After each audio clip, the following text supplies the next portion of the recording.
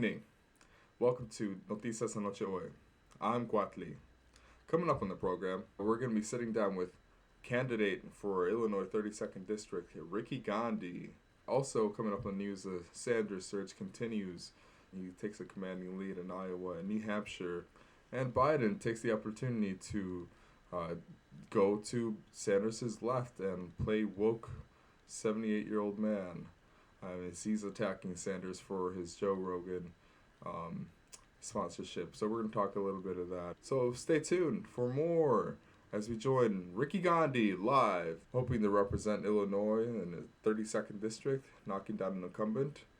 We sat down over the weekend and took a listen to some of Ricky Gandhi's concerns. And here's a look at how some of that went.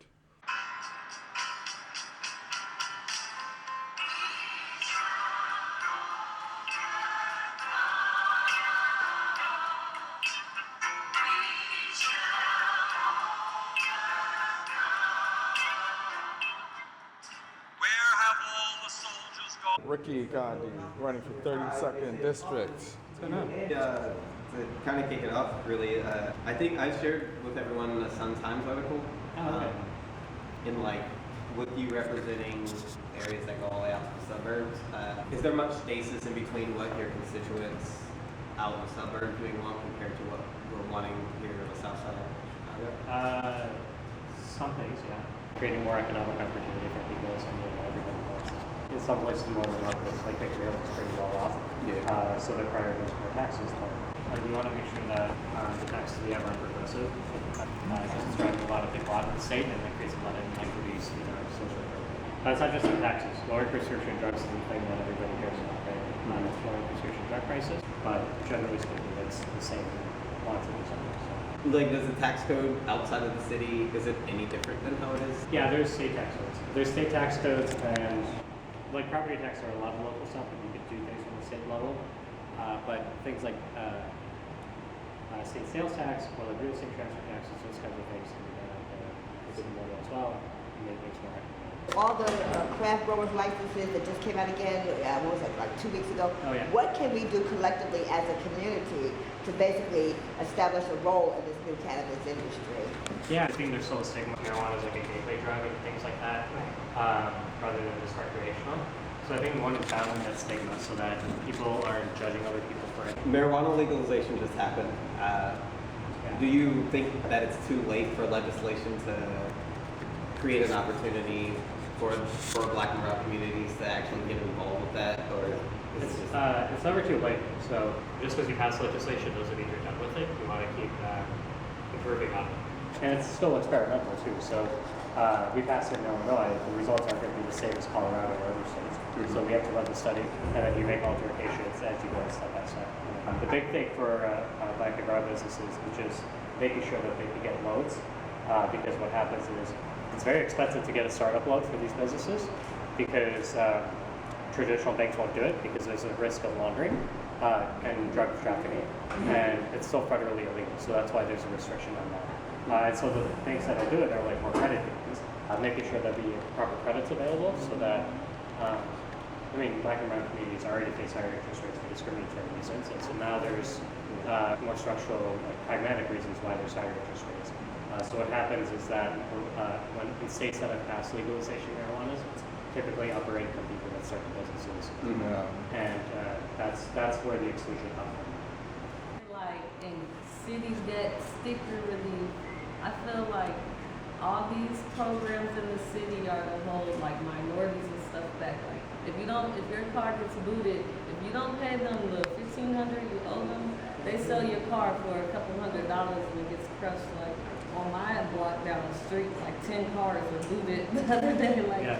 And people can't afford that. They double your fines. Are you interested in any programs to help people We could probably put a cap from the state legislature on My issue with ticketing in general is it's usually a flat fee, right? It's $50 whatever.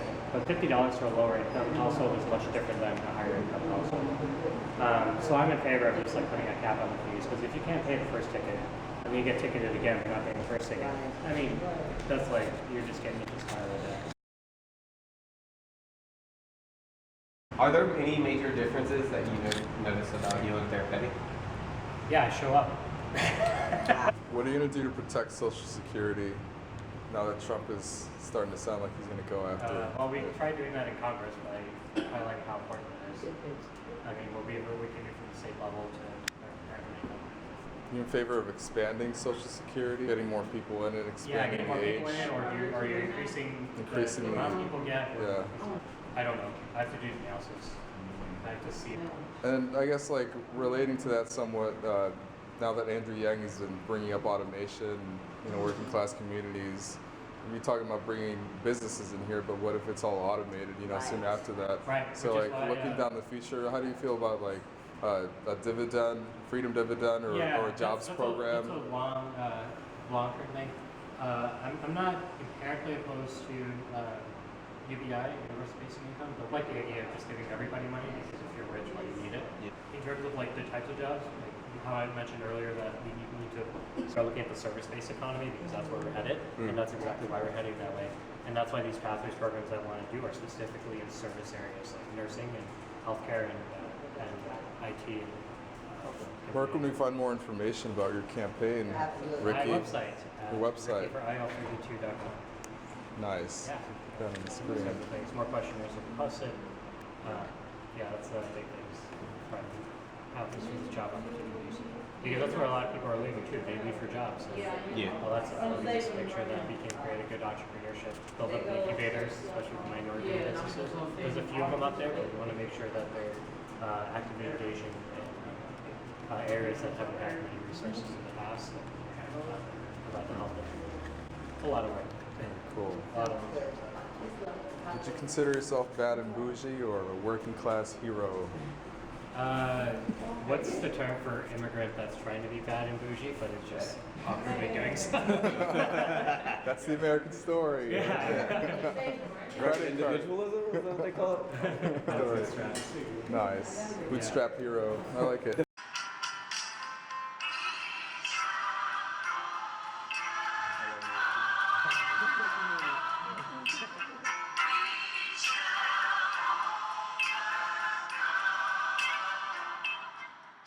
Where have all the soldiers gone? Long time passing. Where have all the soldiers gone? Long time ago. Where have all the soldiers gone? Gone to graveyards, everyone. When will they ever learn? When will they ever learn? Thank you to Cordell Longstreth for putting together that segment for us. Great work. And you can check out Ricky Gandhi's issues a little bit more in depth by visiting RickyForIL32.com. Now turning our attention to the latest numbers in the continuing Sanders surge. Sanders is white hot across the country right now with the new Emerson polls coming out, putting him only 3 points behind the national lead of Biden at 27, although coming in at 51% versus Trump in a head-to-head matchup. Sanders is picking up even more of a lead in New Hampshire and Iowa, of course. It's all over the news. That's only going to help to steamroll the movement. A lot of polls in other states have him up now, actually with a considerable lead in Utah, plus 13 points up there. He's up in California, climbing up in Nevada as well. And you can't deny the polls. We're only a week away now from voting in Iowa, and as people start to see this surge, they'll start to feel that it's real. There's a feeling in the air now, unlike 2016, now that Sanders has notoriety, a public recognition, and more people are familiar with his movement. A lot of people had their money on Biden before, but actually one of the latest polls is from a gambling website that has him actually losing for the first time. In Utah, Bernie Sanders is up 27%, with second place Elizabeth Warren a distant 14%, with Biden far third at 12th. With Biden not even being in contention, it looks like in Utah, with these numbers in Utah, it looks like Sanders might pull off 100% of the delegates there, And this is the winning strategy, is that so many of these centrist-like figures are going to compete themselves out of contention and keep themselves beneath the 15% threshold. That is the winning strategy for Sanders, that we can keep pulling away enough members from Biden and from Warren to keep them below 15. And it looks like that is what the trend has been the last couple of weeks, leading into Iowa. California has Sanders 27% over Biden at 24%. And looks like in New Mexico, he's up 28% to 27%.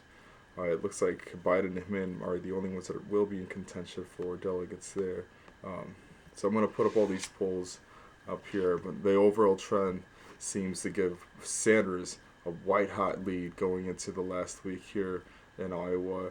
And as more word of mouth and more of these conversations that we keep having with strangers, with neighbors, keep happening, we will build the lead that we need to surge into South Carolina and give us 3 straight leads. Looks like we have a lot of climbing polls as well in Super Tuesdays. So we need to keep hammering away, keep working hard. And it looks like Sanders is poised for an upset surprise of the DNC this time around. So we should be getting ready for a contested convention. It looks like the DNC is going to try to do whatever they can to get Sanders to go about it the hard way. You know, they're making some power plays right now with a lot of polls showing Bernie in the lead now outside the margin of error in Iowa and New Hampshire, as we're reporting. The DNC chairman Tom Perez has nominated really questionable choices to the convention leadership. These are very anti-Bernie people, starting with Bernie Frank, who's been nominated to the position of co-chair of the Convention Rules Committee. In a 2016 interview, he said that Bernie's voters don't have a very realistic sense of the political process. So Bernie Frank has the same a contentious view of Bernie as Clinton and a lot of these DNC elites who rigged the primary process last time. So it looks like they're appointing those same characters in positions of power within the DNC again. And let's hope that they're not leveling the process against Sanders this time and we let out a fair vote process carry out. We'll keep a check on the pulse on this in the future, but we also wanted to touch on another subject. Lastly, we just wanted to touch base on a tweet that Joe Biden sent out. There's no room for compromise when it comes to basic human rights. And so it looks like he's talking about Joe Rogan's support of Bernie Sanders. So this is really hypocritical because Joe Biden actually prided on working with segregationists and actually said that on stage during debates that he would always be willing to compromise and work with the other side. Well, he did that in the 70s and defended working with segregationists. And so it's pretty hysterical that this septuagenarian is here posing like this woke princess talking about how we can't stand any sort of attacks when he wasn't even supporting gay rights 10 years ago. He was too much of a coward to come out pro-gay marriage until after it was a sweeping popular issue. So Joe Biden has just nothing but lies coming out of his filthy mouth. He's not to be trusted. So the polls are showing Sanders climbing up and up. Joe Biden is desperate, and he's freaking out. Why attack Sanders? Why? You're getting nervous, man. Calm down. It's okay. Thank you, guys. He can't get to the left of Bernie on his policies, so he's trying to outwoke him at this point. Joe Biden, let us not forget, is a man who attacked Social Security and Medicare and his great compromise plan with the Republicans, whereas Bernie Sanders is the only candidate who's steadfast about expanding and strengthening Social Security and Medicare. Poverty issues and class issues are transgender issues. Intersectionalism recognizes that. Sanders is trying to build a coalition. He appeals to the right, and Joe Biden is just reaching hard. This has been another edition of Anoche, Hoy, Noticias. Thank you for watching. Check out Ricky Gandhi's website once again at Ricky Gandhi IL32. Check him out on the issues, running for 32nd District. And stay tuned for more upcoming news as we keep our beat on the pulse. Smell you later. This has been a Pritzker Foundation funded presentation. Thank you, Governor Pritzker. We love you.